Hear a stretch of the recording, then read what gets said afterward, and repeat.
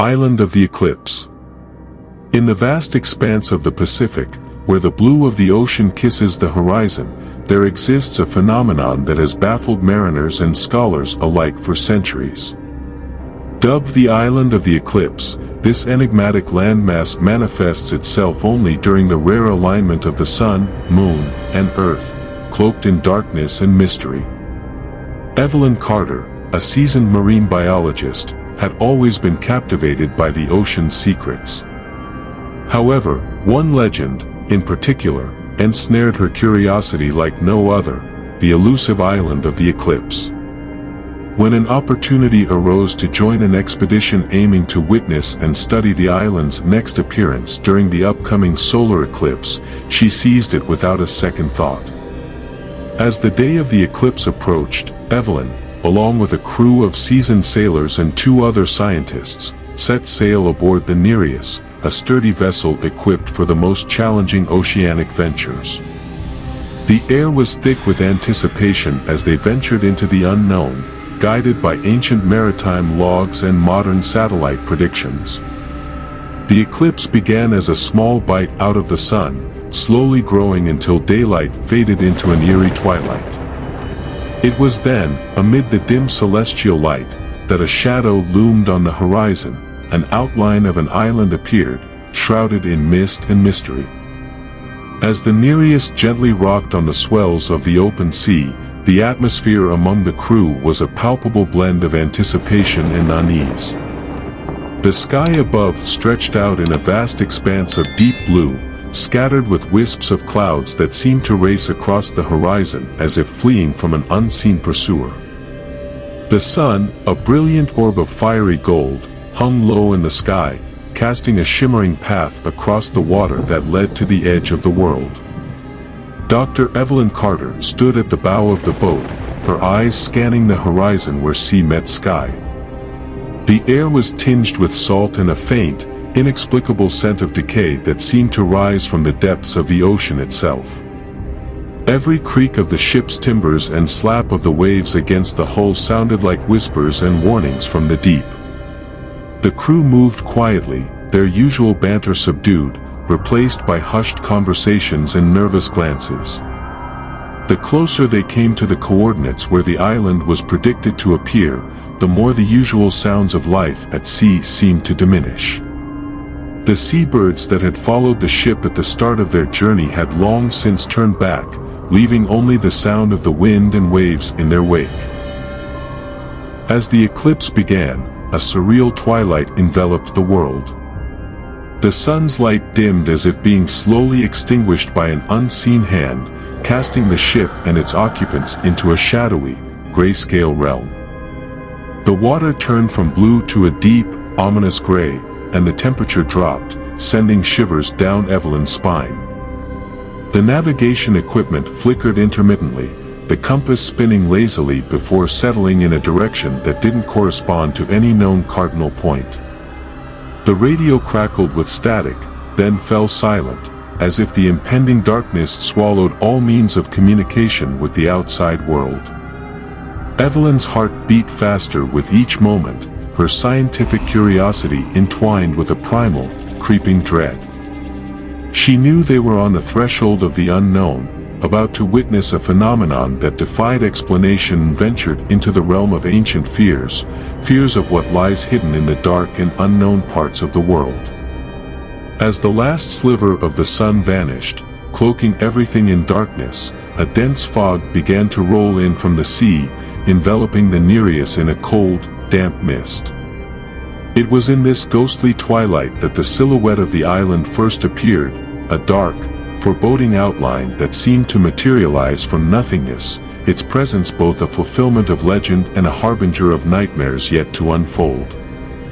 The crew anchored off the rugged coast, and Evelyn, alongside her colleagues, Dr. Henry Armitage, a geologist, and Lara Yu, a folklore specialist, prepared to disembark.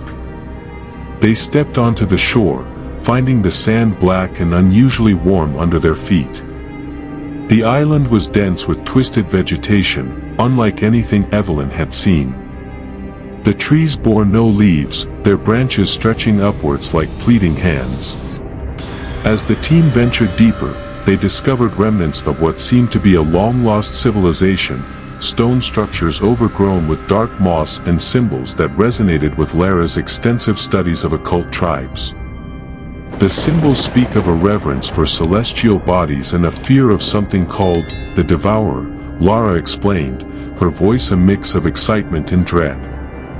She traced her fingers over the carvings, the intricate lines depicting various stages of the sun and moon, intertwined with images of an ominous figure. This isn't just primitive art, it's a narrative, a warning perhaps, she continued, her flashlight illuminating the ancient rock face, revealing more of the cryptic imagery. As she deciphered more of the symbols, Lara's excitement grew, though it was tempered by the unease that crept into her tone. "Look here," she pointed towards a series of circles that represented the celestial events, each connected by lines to an image of a gaping maw. The natives must have observed the eclipses and seen them as omens or signs. But this figure, the Devourer, it appears to be central to their beliefs, almost like a deity or demon responsible for the celestial phenomena. The more she spoke, the clearer it became that the Devourer was not merely a mythological creature, but a symbol of destruction and chaos, deeply feared by the island's ancient inhabitants. It seems they believed that during each eclipse, the Devourer would come closer to their world, its presence heralding disasters and influencing the very fabric of their society, Lara added, her eyes scanning the stone for further clues. Her discovery suggested that with each eclipse, the barrier between realms thinned, potentially allowing the Devourer to exert its malevolent influence over the island and its people. This revelation cast a new light on their expedition. What they had assumed was a scientific investigation now bore the weight of ancient superstitions, which seemed all too real amidst the shadows of the looming island. That night, under the residual darkness of the eclipse, unsettling sounds pierced the silence, the distant, sorrowful wails of an unseen entity. The air grew inexplicably cold, and the darkness seemed to thicken, as if absorbing all available light. The following morning, Dr. Armitage led the team to a peculiar sight, a gaping chasm in the center of the island, from which a soft, luminescent glow emanated. Around the pit, the ground was littered with fossilized remains, not of any known creature but of something distinctly otherworldly. These beings, they seemed to have adapted to live in complete darkness, Henry theorized, examining a skull with an oversized eye socket and no visible mouth. Perhaps they thrived during the prolonged eclipses, or maybe they were the reason behind them. As the eclipse's corona began to wane, a sense of urgency enveloped Evelyn. The island had started to feel less like land and more like a living entity, a creature awakening from a deep slumber. With the return of sunlight, the island's sinister nature revealed itself fully. From the chasm erupted a horde of those same creatures, their bodies grotesquely elongated and their single eyes glowing with a malevolent light. The crew scrambled towards the Nereus, pursued by the shrieking entities. As they fled, Lara fell behind, her leg caught in a snare of dark vines. Evelyn turned back, reaching for her friend, but it was too late. Lara was pulled into the shadows, her screams echoing long after she had vanished from sight. Heart-pounding, Evelyn and Henry reached the ship, casting off as the island began to dissolve into the ocean, disappearing as the last sliver of the moon freed the sun. Back on the mainland, the horrors of the island of the eclipse haunted Evelyn's dreams. Reports trickled in from around the globe of strange phenomena during the eclipse, vanished islands, mysterious shipwrecks, and unexplained disappearances. Evelyn knew the island was not gone, it was merely hidden, biding its time until the next eclipse when it would again rise from the depths, bringing with it further horrors from beneath the waves. As she stared out at the sea, the sun setting behind her, a chilling thought crossed her mind. The island was not just a place, but a portent, a herald of darker things lurking beyond the edge of the world.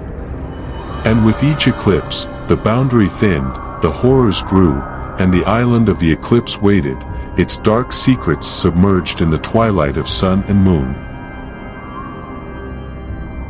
Dare to venture into the unknown. Join us on a journey where shadows whisper and secrets lurk.